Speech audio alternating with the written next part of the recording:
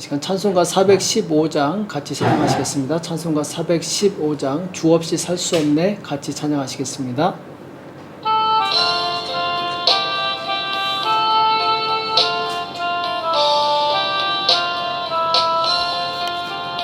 주 없이 살 수 없네 죄인의 구주여 그 귀한 보배 피로 날 구속하시니 구주의 사랑으로 흘리신 보혈이 내 소망 나의 위로 내 영광 됩니다. 주 없이 살 수 없네 나 혼자 못서리 힘없고 부족하며 지혜도 없으니 내 주는 나의 생명 또 나의 힘이라 주님을 의지하여 지혜를 얻으리 주 없이 살 수 없네 내 주는 하신다 내 영의 깊은 간구 마음의 소원을 주밖에 나의 마음을 위하라 주리요 내 마음을 위로하사 평온케 하시네 주 없이 살 수 없네 세월이 흐르고 이 깊은 고독 속에 내 생명 끝나도 살아온 풍랑일 때 날 지켜주시고 내 곁에 계신 주님 늘 힘이 되시네 아멘. 이 시간 다같이 기도하시겠습니다. 살아계신 하나님 아버지 이 새벽에 저들을 불러주시고 하나님 앞에 나올 수 있도록 은혜 주심을 감사합니다. 이제 2월이 시작되었습니다. 하나님 우리 가운데 역사하사 빠른 시간 아버지 하나님 저로 오직 주님을 바라보게 도와주시옵시고 시간을 낭비하지 않고 아버지 뜻대로 살 수 있도록 우리를 붙들어 주시옵소서. 하나님을 깊이 알고 하나님의 뜻을 깨달아서 하나님의 뜻 가운데 거하는 우리가 될 수 있도록 역사하여 주시옵소서.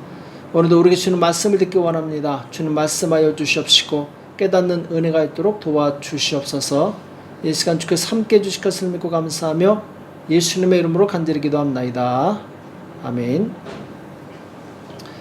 하나님의 말씀 욥기서 38장 1절에서 3절까지 말씀 보겠습니다. 욥기서 38장 1절에서 3절까지 말씀 같이 한 목소리로 합독하도록 하겠습니다. 욥기 38장 1절에서 3절 같이 읽겠습니다. 시작. 때에 여호와께서 폭풍 가운데로서 욥에게 말씀하여 가라사대 무지한 말로 이치를 어둡게 하는 자가 누구냐 너는 대장부처럼 허리를 묶고 내가 내게 묻는 것을 대답할지니라. 아멘. 하나님의 뜻을 구하는 성도가 됩시다. 하나님의 뜻을 구하는 성도가 됩시다 라는 제목으로 같이 말씀을 나누겠습니다. 이 소크라테스라는 사람이 이런 말을 남겼죠. 너 자신을 알라. 자, 이 말은 아무것도 모르는 너 자신을 깨달으라 이런 말이라고 하죠. 자, 오늘 욥기 38장에서는 엘리후의 말이 끝나고 오랫동안 침묵하셨던 하나님께서 드디어 이제 말씀하시는 내용이 나옵니다. 여기에 보면 주로 하나님께서 욥에게 질문하시는 내용이 나오죠. 그래서 1절 말씀처럼 여호와께서 폭풍 가운데로서 욥에게 말씀하여 가라사대. 자, 욥에게 말씀하시는 내용인데, 자, 첫 질문이 이제 무지한 말로 이치를 어둡게 하는 자가 누구냐, 이렇게 말씀을 시작하시면서 이 38장 전반부에서 계속해서 이 질문을 하고 있습니다. 4절에 보면은 내가 땅에 기초를 놓을 때에 내가 어디 있었느냐, 내가 깨달아 알았거든 말할지니라. 자, 하나님께서 천지를 창조하셨을 때 아무도 존재했던 사람들이 없죠. 하나님께서 땅에 기초를 놓았을 때 욥은 거기 전혀 없었죠. 또 8절에 보면은 바닷물이 태에서 나옴 같이 넘쳐 흐를 때 문으로 그것을 막을 자가 누구냐. 그때 내가 구름으로 그 의복을 만들고 흑암으로 강보를 만들고. 자, 바닷물이 시작되었을 때, 그리고 이 구름과 그리고 흑암, 이 모든 것이 바로 이 하나님으로부터 나왔다고 말씀하고 있는 거죠. 16절에 보면은 내가 바다 근원에 들어갔었느냐, 깊은 물밑으로 걸어 다녔었느냐. 자, 바다 밑바닥에 걸어 다닌 사람은 아직까지 아무도 없죠. 또 18절에 보면은 땅의 넓이를 내가 측량하였었느냐, 다 알거든 말할지니라. 19절에 광명의 처소는 어느 길로 가며 흑암의 처소는 어디냐. 자, 광명의 시작과 흑암의 시작이 어디냐, 이것을 말씀하고 있죠. 또 22절에 보면은 내가 눈 곳간에 들어갔었느냐, 우박 창고를 보았느냐. 자, 눈이 내리는 것, 우박을 내리시는 것, 이 바로 하나님이시라고 말씀하고 있죠. 또 25절에 보면은 누가 포구를 위하여 길을 내었으며 우레의 번개길을 내었으며. 자, 우레와 번개, 이 모든 건 하나님으로부터 오게 되죠. 그러면서 이제 28절에는 비가 아비가 있느냐, 이슬방울은 누가 나왔느냐. 자, 이런 비와 이슬방울 모든 것, 바로 이 얼음과 공중의 설이 이 하나님으로부터 나왔죠. 근데 이것의 근본을 우리는 알 수 없습니다. 지금 과학이 발달해서 그나마 조금 밝혀졌지만 이 모든 것은 이 하나님께서 창조하셨고, 우리 인류는 점점 이 하나님께서 창조하신 세계를 알아가고 있을 뿐입니다. 지금 그 일부분만 파헤쳐냈을 뿐이죠. 자, 이것은 무엇을 의미하냐면은 우리가 하나님 앞에서 조금도 우리의 지식을 자랑할 수 없는 존재라는 것입니다. 우리가 아는 지식은 하나님께서 창조하신 것의 극히 일부분만을 알고 있다라는 것이죠. 그래서 하나님께서 보시기에 내가 남보다 낫다 이렇게 자랑하는 사람은 어리석은 사람처럼 보이고, 그리고 교만한 사람으로 보일 수밖에 없는 것이죠. 내가 아무리 공부를 많이 하고 또 아는 것이 많다 하더라도 우리가 결코 교만하지 말아야 할 것은 모든 지식의 근본이신 하나님께서 우리를 다 보고 계시기 때문에 그렇습니다. 그 하나님 앞에서 우리는 정말 아무것도 아닌 존재죠. 욥의 세 친구가, 그리고 이 엘리후라는 사람이 자신들의 지혜를 자랑합니다. 그러면서 욥을 정죄합니다. 그러나 이때 하나님께서는 위에서 보고 계셨어요. 모든 지혜의 근본이신 하나님께서 그들의 논쟁을 다 듣고 계셨던 것이죠. 아마 하나님께서 하늘에서 그 소리를 들으시고 그 친구들을 비우셨을 것입니다. 자, 욥의 고난이 어디서부터 비롯되었습니까? 그것은 바로 하나님으로부터 시작되었죠. 근데 이것을 모르는 친구들은 나름대로 논리를 펴니다. 그래서 이 인과응보라는 세상 논리를 가지고 욥을 자꾸 정죄하고 있는 것이죠. 그러면서 내 말이 틀림이 없다, 내가 분명히 이야기하는데 넌 무슨 죄를 지었기 때문에 이런 고난을 받는 것이다 하면서 이 자기 주장을 굉장히 강하게 합니다. 자, 그런데 이것은 착각이었죠. 하나님의 뜻을 모르면서 의로운 욥을 계속 정죄하고 있었던 것이죠. 자, 오늘 말씀을 통해서 우리는 이 두 가지 교훈을 얻게 되는데, 자, 첫 번째는 하나님 앞에서 아는 척을 하지 말라는 것입니다. 내가 아무리 옳다고 생각해도 하나님 앞에서 다시 한번 생각해 볼 수 있어야 돼요. 오늘 2절에 보면은 무지한 말로 이치를 어둡게 하는 자가 누구냐. 자, 하나님께서 이렇게 질문하고 있습니다. 자, 첫 번째 질문이 무엇이냐면은 무지한 말로 이치를 어둡게 하는 자가 누구냐. 자, 이 말은 무지한 자는 바른 사실을 왜곡시켜서 다른 사람에게 상처와 고통을 안겨준다라는 것이죠. 이 땅에 많은 사람들에게 상처와 아픔을 주는 사람은 누굽니까? 주로 대부분 보면은 알지도 못하면서 함부로 말하는 사람들이 남에게 고통을 줍니다. 자, 욥의 친구들은 알지도 못하면서 욥에게 함부로 말하고 욥에게 큰 상처와 아픔을 주었죠. 자, 이들은 무지한 말로 이치를 어둡게 한 사람들입니다. 그들은 하나님의 뜻을 모르면서 이 욥을 계속 정죄했던 것이죠. 진리를 왜곡시켰습니다. 자, 만약 이들이 하나님의 뜻이 무엇일까 하고 깊이 생각하고 하나님께 기도했더라면 바로 의로운 욥을 정죄하는 그런 실수를 하지 않았을 것입니다. 자, 그런데 그들은 자기 생각이 옳다고 확신하니까 하나님께 여쭤보지 않은 거죠. 그리고 자기들이 가진 지식과 경험을 바탕으로 욥을 계속 정죄했던 것입니다. 자, 그러나 우리가 기억해야 될 것이 있는데 이 세상에서 일어나는 모든 일의 배후에는 하나님의 경영하심과 하나님의 통치하심이 있다는 것이죠. 우리는 그것을 다 이해할 수 없습니다. 이해하지 못하면서 함부로 우리가 입을 열면 우리는 이 죄를 짓는 것이요 하나님의 뜻을 거스리는 사람이 될 수 있다는 것입니다. 자, 바울을 보면은 예수님을 믿기 전에 자, 성경에 정통했던 바리새인이었어요. 맨날 성경과 같이 살았던 이 구약 성경을 꿰고 있던 그런 학자였습니다. 자, 그런데 이 사람이 예수 믿는 사람들을 잡아서 옥에 가두려고 이 다메섹까지 쫓아가죠. 정말 대단히 열정 있는 사람이었어요. 이 사람은 예수 믿는 사람들을 잡아온 것이 하나님의 뜻이라고 착각을 했어요. 그러면 하나님께서 기뻐하실 것이라고 생각했던 것이죠. 자, 그런데 그것은 잘못 생각이었습니다. 그가 다메섹 도상에 갔을 때 빛이신 예수님을 만나게 돼요. 그리고 그동안 자기가 잘못했다라는 것을 깨닫게 됩니다.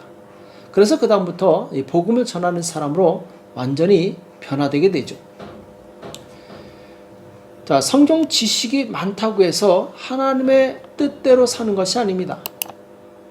자, 사도 바울은 예수님 믿기 전에 이미 성경을 정말 통달할 정도로 많은 지식이 있었어요. 그러나 많은 지식이 있었음에도 불구하고 하나님을 대적하는 행위를 하고 있었던 것이죠. 자, 우리가 여기서 교훈 삼아야 될 것은 무엇이냐? 자, 하나님의 말씀을 많이 아는 것과 하나님의 말씀 속에 있는 하나님의 뜻, 하나님의 비밀을 찾아내는 것은 다른 것이라는 것입니다. 그러기 위해서 무엇을 해야 되느냐? 바로 기도를 해야 된다는 거예요. 하나님의 뜻을 알기 위해서 기도해야 된다는 것입니다. 자, 기록된 하나님의 말씀, 그 말씀 속에 감추어진 하나님의 뜻을 발견하고 하나님의 마음을 이해하려면은 기도가 반드시 필요하다는 거예요. 그래서 기도, 곧 하나님과의 교통을 통해서 하나님의 이 바른 뜻이 무엇인지 우리는 배우게 되는 것이죠.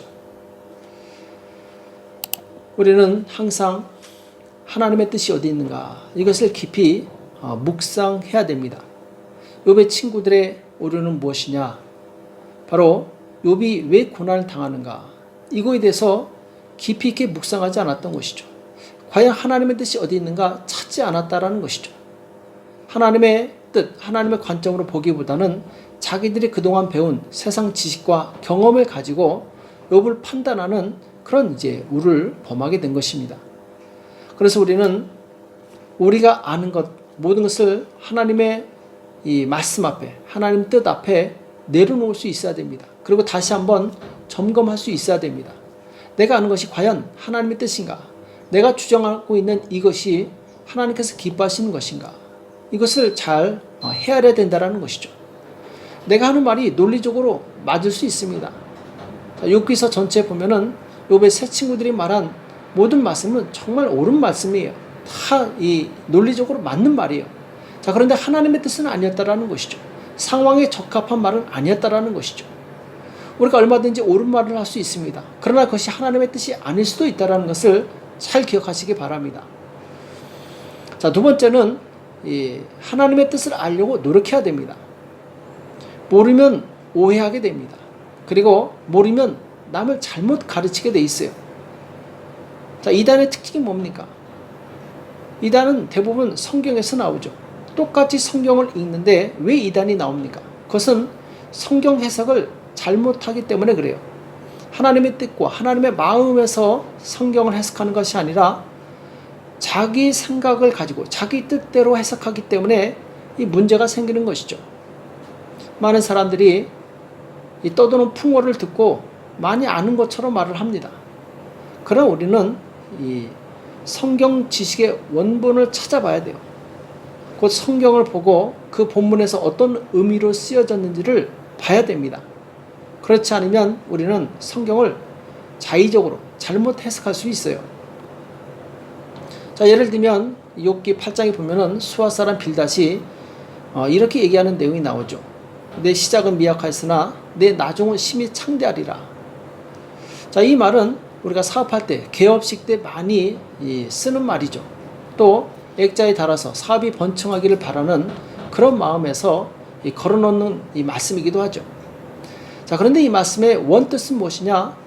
이 빌닷이 욥을 정죄한 후에 회개하고 돌이키면 하나님께서 너를 다시 창대하게 해줄 것이다. 이런 의미로 쓰여진 것입니다. 원문에 보면은 아무 죄가 없는 욥을 정죄해 놓고 회개하면 잘 될 것이다. 이런 의미로 한 말이라는 것이죠. 자, 그런데 사람들은 이 뜻을 모르고 이 문자 그대로만 사용합니다. 그래서 사업이 잘 되게 하는 그런 인용 말씀으로 사용하고 있는 것이죠. 그래서 우리는 성경을 공부해야 됩니다. 하나님의 말씀을 연구해야 돼요. 이 말씀이 과연 어떤 뜻인가를 깊이 연구할 수 있어야 된다는 것이죠. 그래서 호세아 4장 6절에 보면은 내 백성이 지식이 없음으로 망하는도다. 내가 지식을 버렸으니 나도 너를 버려 내 제사장이 되지 못하게 할 것이요.